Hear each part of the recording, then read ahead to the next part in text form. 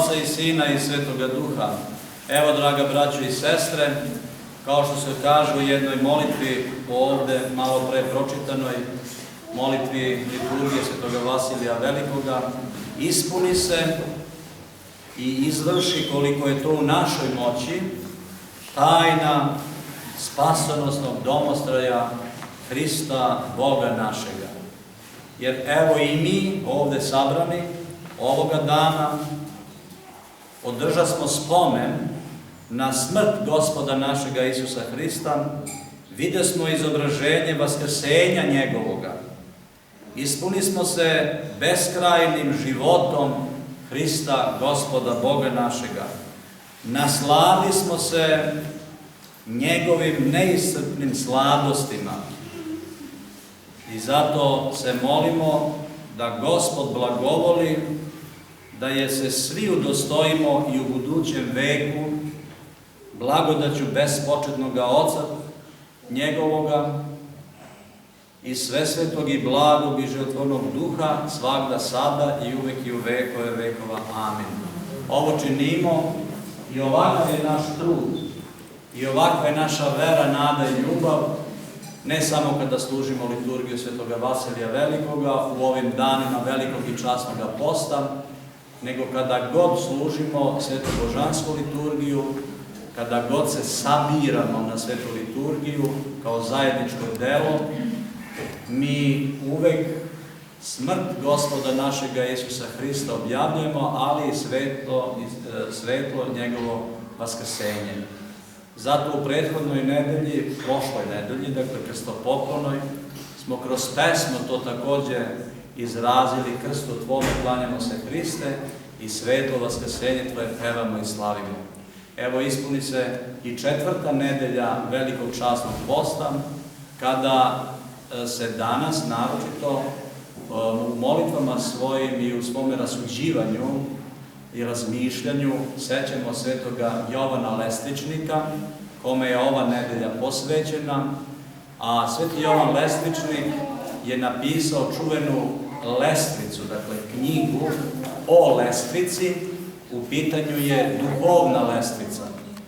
Svi znamo šta je lestvica, ili merdevin, ili stube, ili stepenište. Dakle, reč je o duhovnoj lestvici kojom treba da se popnemo na nebesa. I možda bi baš dobro bilo da u toku današnjeg dana makar nešto malo pročitamo iz te predivne knjige Duhovna lestvica Svetoga Jovana Lestvičnika, ili možda ovih dana, sve do Vaskrsa. Sve je veoma poučno i sve veoma korisno i to je njegovo rasuđivanje koje on predlaže kako treba da žive pre svega monasi i monahinje u svetim manastirima, ali i mi koji živimo u svetu. Dakle, da se klonimo greha, a da činimo dobro. No, ništa nam to opet ne bi koristilo ako to nije povezano sa ovim prvim, a to je sveta božanska liturgija i naša čista pravoslavna vera u Gospoda, naša nada na vaskrsenje, život večni, a sve opet u ljubavi prema Bogu i prema bližnjima.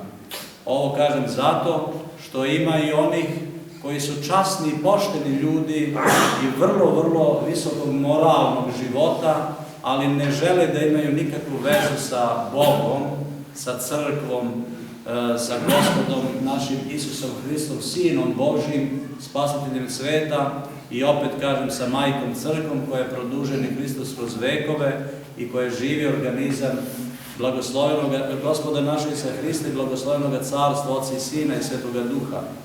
Dakle, onda ta njihova moralnost i taj njihov visok stepen moralnosti i uopšte poštenog i časnog života ispada prazan, jer nije sa Gospodom.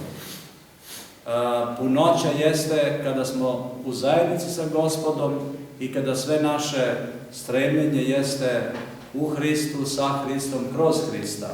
Dakle, mi ništa dobro ne možemo da činimo bez Božje pomoći, Božje volje, Božje potpore.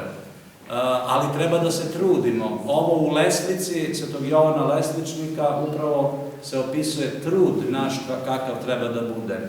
Jer pregaocu Bog daje mahove, draga braćo i sestre, i to je sasvim jasno nama koji se trudimo i koji smo bogotražitelji i koji ne možemo da živimo ni jedan minut bez Gospoda Boga našega.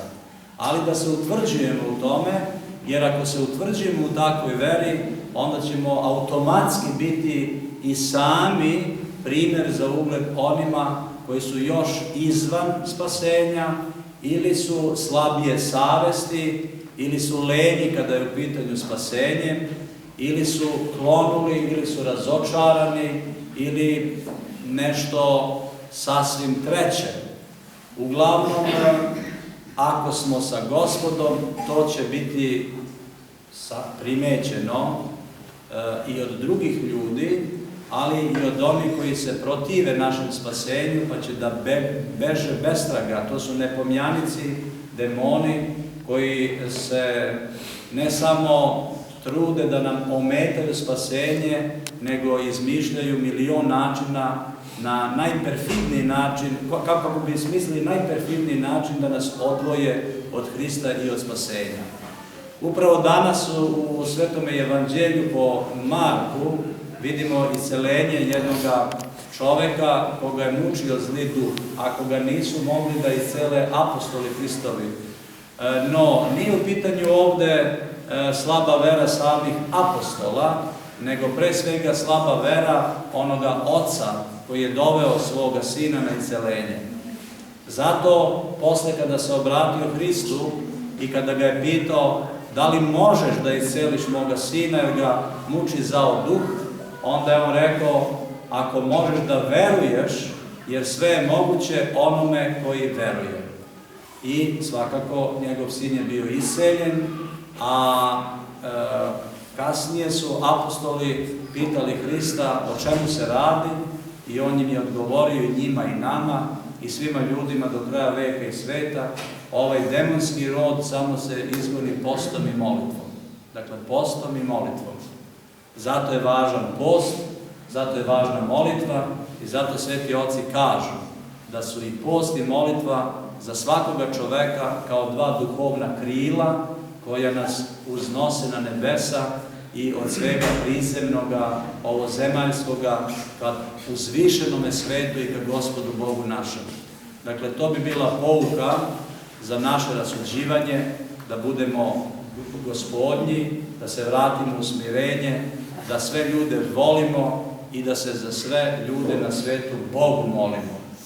A onaj drugi odeljak iz Svetog evanđelja po Mateju, koji je također pročitan, to su blaženstva koja ponavljamo na svakoj božanskoj liturgiji, jasna su sama po sebi, da ih sada ponaosobno ne spominjemo, ni tumačimo, nego da se trudimo da budemo i milostivi, i da budemo mirotvorci, i da budemo čistoga srca, i da budemo gladni i žedni pravde radi, i da sve ovo što čujemo na svakoj svetoj liturgiji, da makar